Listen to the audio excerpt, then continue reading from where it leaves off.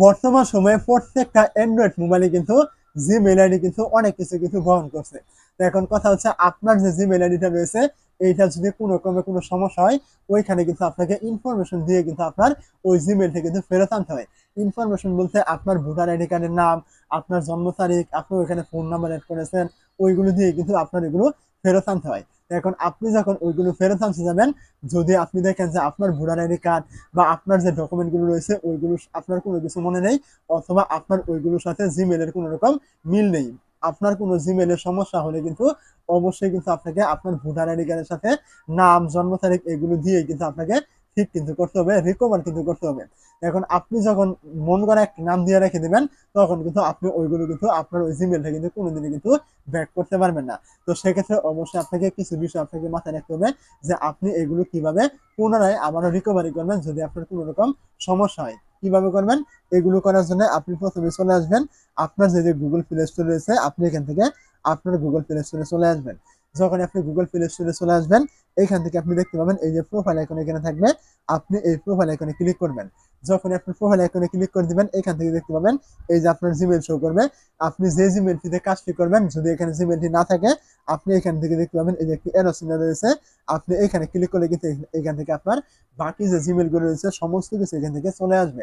তো এখান থেকে আপনি যে জিমেলের ভিতরে আপনি এই কাজগুলো করবেন, আপনি ওইটা এখান থেকে সিলেক্ট করে দিবেন। সিলেক্ট করলে এখান থেকে জিমেলটি চলে আসবে। এখন আপনি এখান থেকে দেখতে পাবেন এই যে ম্যানেজ ইউর গুগল অ্যাকাউন্ট নামে একটা অপশন এখানে থাকবে। আপনি কি করবেন? এই ম্যানেজ ইউর গুগল অ্যাকাউন্ট এখানে ক্লিক করবেন। যখন আপনি এই জায়গায় ক্লিক করে দিবেন, এখান থেকে কিন্তু আপনার সামনে এমন একটা ইন্টারফেস নিয়ে কিন্তু ওপেন কিন্তু হয়ে যাবে। তো এখান থেকে আপনি দেখতে পাবেন এই যে এখানে একটি অপশন রয়েছে পার্সোনাল ইনফো, তো আপনি এইখানে ক্লিক করবেন। এই জায়গায় আপনি যখন ক্লিক করে দিবেন, এখান থেকে কিন্তু আপনার নিচে একটু চলে আসলে এখান থেকে দেখতে পাবেন এই যে আপনার জিমেইলের নামটি শো করবে এবং এখানে কিন্তু প্রোফাইল ফটো শো করবে। আপনি চাইলে এখান থেকে প্রোফাইলটি পরিবর্তন করতে পারেন এবং এখান থেকে আপনি নিচে আসলে এখান থেকে দেখতে পাবেন এই যে আপনি জিমেইলে যে নামটি দিয়েছিলেন এটা কিন্তু এখানে শো করছে। তো আপনি কি করবেন? এখানে ক্লিক করবেন। এই জায়গায় ক্লিক করে দেওয়ার পরে এখান থেকে দেখতে পাবেন আপনার এখান থেকে নামটি কিন্তু চলে আসবে। তো দেখতে পাচ্ছেন এখানে উপরে নামটি চলে আসবে। আপনি এখান থেকে চাইলে আপনার এই নামটি যে রয়েছে এটা কিন্তু আপনার ভোটার যে আইডি কার্ড রয়েছে ওইটা অনুযায়ী কিন্তু এখান থেকে আপনাকে দিয়ে কিন্তু দিতে হবে। তো আপনি কি করবেন? এখান থেকে আপনার যে ভোটার আইডি কার্ড অনুযায়ী নামটি রয়েছে, আপনি এখান থেকে নামটি এখান থেকে নতুন করে আবারও দিয়ে দিবেন যদি আপনার জিমেইলটি খুবই গুরুত্বপূর্ণ হয়ে থাকে। তো আপনি কি করবেন? এখান থেকে নামটি দেওয়ার পর এখান থেকে ব্যাক করবেন। ব্যাক করে দেওয়ার পর এখান থেকে নিচে চলে আসবেন। এখান থেকে দেখতে পাবেন এই যে আপনার বার্থডে নামে একটা অপশন থাকবে। আপনি এখানে ক্লিক করবেন।